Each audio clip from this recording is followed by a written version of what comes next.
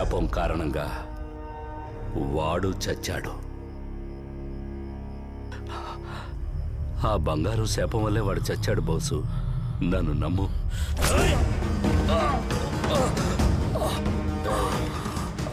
సహాయం కోరేవని నా స్నేహితుడిని పంపించాను రా. నీ ఒక్కడి ఆకలి కోసం ఊరినే చంపేశావు కదా.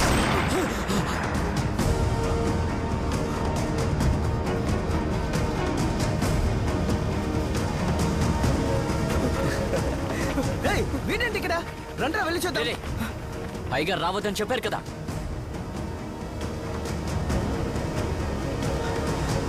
నన్ను చంపి యాంటోనీ కూతుర్ని మళ్ళీ అనాథను చేయకు.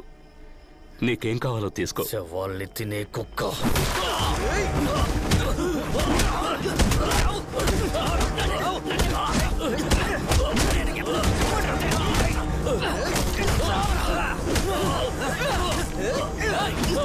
మనోళ్ళు చనిపోయింది సముద్ర జలకలు పట్టడానికి వెళ్ళి కాదు. మన అందరం నమ్మిన ఒకటి అత్యాస వల్లే ఇది జరిగింది. వీడి అత్యాస ఇందుకు కారణం. కొట్టి చంపండి.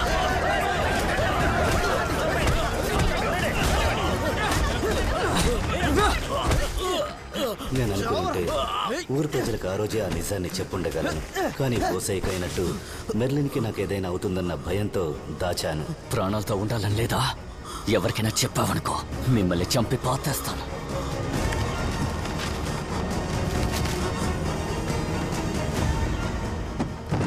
భయంతో దాచిన నిజాన్ని ఎక్కడ చెప్పకుండానే పోతానని నేను రాసిపెట్టాను.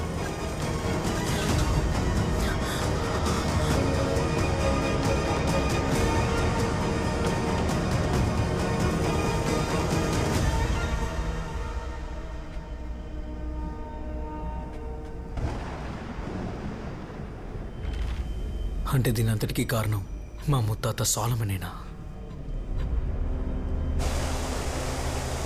బోసు మంచోడు, అనాథగా చచ్చిపోయాడు.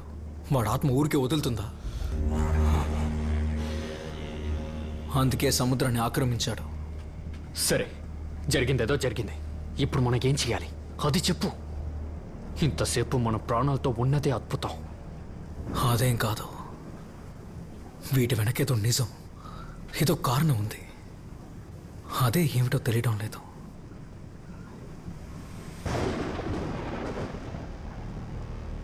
తాతయ్య చెప్పిన కథ గుర్తుందా?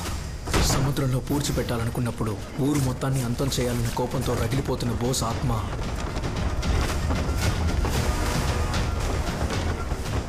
మెర్లిన్ తన చేత్తో బోస్ శవపేటికని తాకినప్పుడు శాంతించింది. మెర్లిన్ని తన సొంత కూతుర్లా చూసుకుంటానని బోస్ ఆంథనీకి ఇచ్చిన మాటే దానికి కారణం అయి ఉంటుంది. నువ్వు మెర్లిన్ కోసం దిగులు పడుతున్నావా? రే, తను నా కూతురురా, నేను చూసుకుంటాను. ఒకవేళ ఆ రోజు మెర్లిన్ అక్కడికి రాకపోయి ఉంటే బోస్ ఆత్మని ఎవరూ ఆపుండేవారు కాదు, బంధించుండేవారు కాదు. మెర్లిన్కి మనకి సంబంధం లేదు. సంబంధం లేదా? తనకి సంబంధం ఉందిరా. తను మెర్లిన్ కూతురు.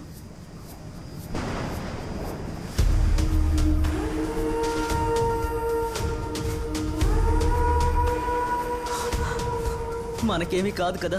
రోజ్ మనతో ఉన్నంత వరకు ఏం కాదు. సరే, ఇప్పుడు మనల్ని ఏం చేయలేదు. కానీ ఇదే బోట్లోనే కదా అలెక్స్ ఉన్నాడు. వచ్చినవన్నీ పిచ్చి పట్టినట్టు వాడిని మాత్రం ఎందుకు చంపే?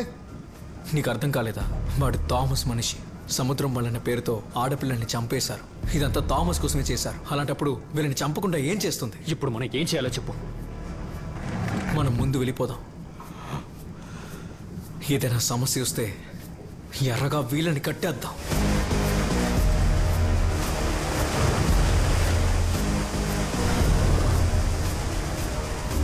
ప్రాణాలు పణంగా పెట్టి తీసుకున్నదే కదా, నేను తీసుకుంటాను. అంతం చేయలేరని కదరా సముద్రపు సమాధి చేశారు. ఇప్పుడు ఆ శవాన్ని ఏం చేయబోతున్నాం? ఆ శవాన్ని కాల్చకూడదు, అలానే పూడ్చిపెట్టకూడదు, నీళ్ళలోనూ ఉంచకూడదు, నేల మీద ఉంచకూడదు. మరి నీళ్ళకి నేలకి మధ్యలో అంటే దీవి. రే, దీవిరా, దీవి. అదంతా సరే, ఇంత పెద్ద సముద్రంలో ఆ శవాన్ని ఎక్కడ వెతుకుతాం? అయిపోయింది, మన పని అయిపోయింది. పోండి. వలలో సిక్కుకున్న చేపలాగా సావలేక బతకలేకపోతున్నాం.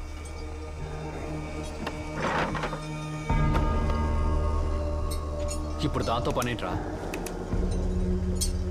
ఒకసారి చూడండి, చుట్టూ ఒక్క చేప కూడా లేదు. కోపం, ద్వేషం లాంటివి లేని మంచి మనిషిని మనం సముద్రంలో పూడ్చిపెడితే ఆనవాయితీ ప్రకారం సముద్రంలో ఉన్న చేపలన్నీ మర్యాద చేయడానికి గుమ్ముగూడతాయి. అదే ఒక చెడ్డవాడిని మనం పంపితే సముద్రంలో ఉన్న ఏ ఒక్క ప్రాణి కూడా దగ్గరికి రాదు. బోస్ మంచోడే కదరా, మరెలా? బోస్ మంచోడే. యాంతని చనిపోయిన 4 నెలల్లో తన కోపం తనని రాక్షసులా మారిస్తే మరి 40 ఏళ్ల కోపం వాడిని ఎలా మార్చుంటుంది? నాకు తెలిసి బోస్ శవపెట్టికి ఇక్కడే ఎక్కడో ఉంటుంది. కరెక్టో తప్పు నేను ఆడే ఆఖరి ఆట. సరిగ్గా ఆడితే అన్నీ మారుతాయి. లేదంటే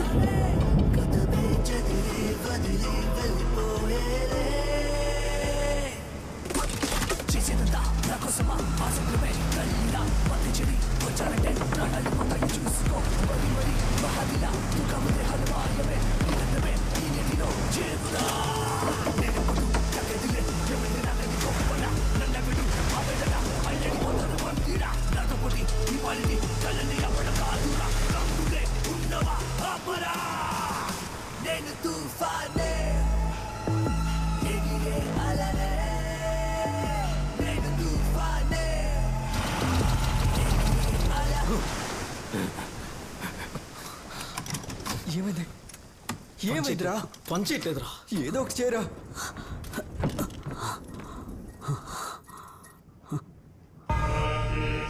వల బాగా చుట్టుకుపోయిందిరా. ఇలా ఉంటే ఏమీ చేయలేం. కొంచెం కష్టమే. ఎవరైనా దిగితేనే పని అవుతుంది. బాగా విన్నా, ఫ్యాన్లో ఏదో చిక్కుకుంది. నువ్వేం చేస్తావంటే కిందకెళ్ళి దాన్ని తీసే. అది కాదని అనవసరంగా ఏదైనా చేసావు అనుకో, తాడుతో పాటు రాయిని కూడా దించేస్తాం. ఆయనతో ఉన్న పాపానికి నన్ను చెప్పేయకండ్రా. బాధపడకు, నిన్నంత తొందరగా చనిపోనివ్వలే. పోరా.